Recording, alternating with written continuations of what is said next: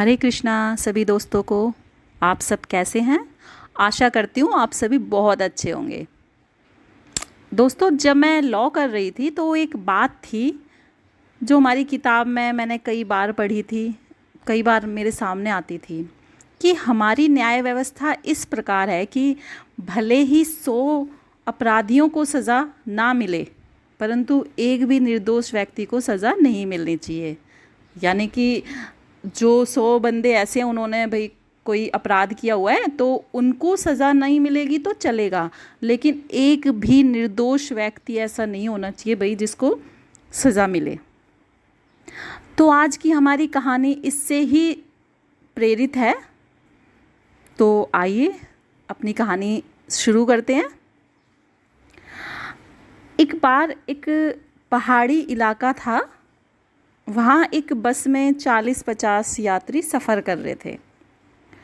शाम का समय था और मौसम भी थोड़ा ख़राब था। तेज़ हवाएं चल रही थीं, हल्की हल्की बारिश हो रही थी। कुछ समय के बाद हुआ यूं कि बार बार उस बस के ऊपर एक बिजली चमकती और फिर वापस हो जाती, जैसे कि मानो वो बिजली बस पर गिरने की कोशिश कर रही है, लेकिन उसे गिरने से कोई ना कोई रोक लेता हो। तो ऐसा एक बार नहीं, 8 से 10 बार ऐसा हुआ। भाई वो बस बिजली जो है वो बस पर गिरने की कोशिश करती और वापस हो जाती। तो उस बस में कुछ बुज़ुर्ग भी बैठे थे, तो वो आपस में बातें करने लगे। क्या? वो आपस में यही बातें करने लगे कि ये जो बिजली है ना, अपने बस में जो सवारी बैठी हैं, ज़रूर उनमें से किसी ना किसी के ऊपर गिरने वाली है, इसलिए हो ना हो ये बार बार यहाँ मतलब बस के ऊपर आ जा रही है। अब कुछ समय बाद आगे तूफ़ान थोड़ा सा ज़्यादा बढ़ गया था, तो कुछ पेड़ टूटकर गिर गए थे, तो जिससे रास्ता भी बंद हो गया था।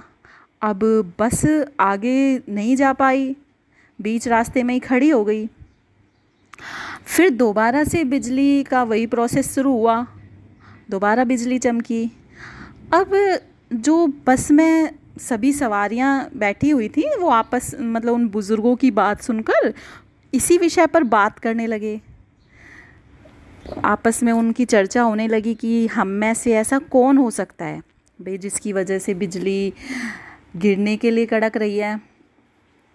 अब जब आपस में सभी बातें करें, क्योंकि तूफ़ान का टाइम था, रास्ता भी बंद था, बस आगे जा नहीं पा रही थी, तो सभी ने एक निर्णय लिया कि हम एक उपाय करते हैं कि बस में से सभी एक एक करके नीचे उतरेंगे और थोड़ी दूर जाकर खड़े हो जाएंगे, तो जिसके लिए भी ये बिजली कड़क रही है ना, तो उस पर गिर जाएगी।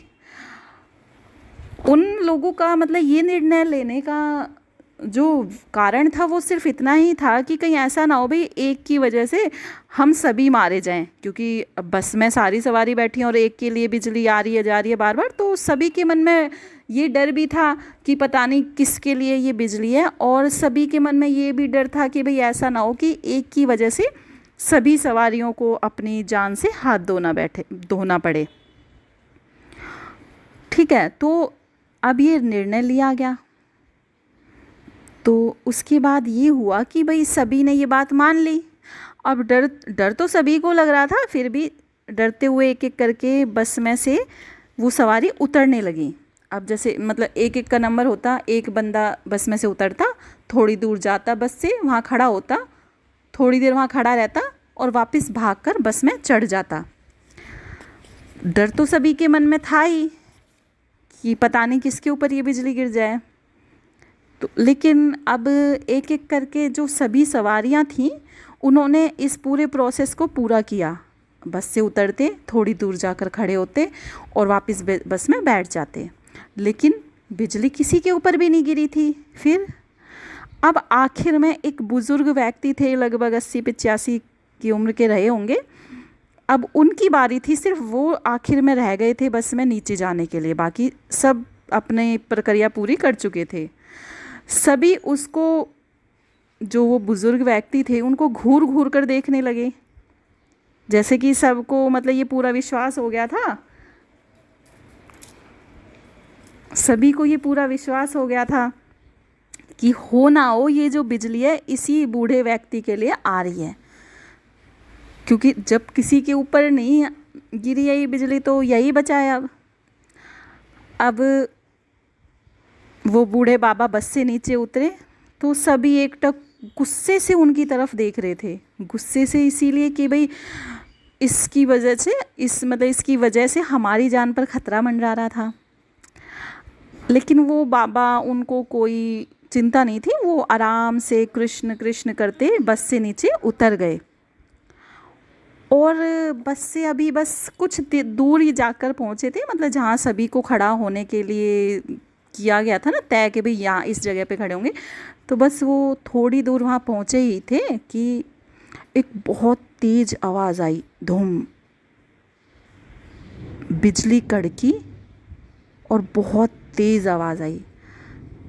बाबा ने मुड़ के देखा तो वो बिजली जो पूरी बस थी उसके ऊपर गिर चुकी थी और सभी यात्री उस बस के मारे गए थे और वो बाबा बच चुके थे।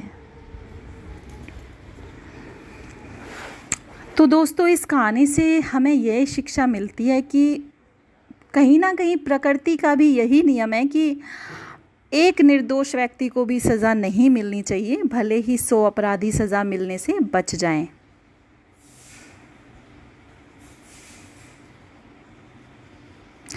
तो इस कहानी के बाद जो मैंने आपको शुरू में बताया था कि जो मैं बात उस हमारी एक किताब में भी पढ़ती थी कि ये वाला नियम है कि भाई 100 अपराधी भले ही सज़ा से बच जाएं लेकिन एक निर्दोष को सज़ा नहीं मिलनी चाहिए। तो ये नियम मुझे बहुत अच्छी तरह समझ आ चुका था। तो ये थी हमारी आज की कहानी। तो मुझे आशा है कि आप सभी को ये कहानी बहुत अच्छी लगी होगी। तो आपको कहानी कैसी लगी मुझे ज़रूर बताएं। वीडियो को लाइक करें, शेयर करें और हमारे चैनल को सब्सक्राइब ज़रूर करें। राधे राधे।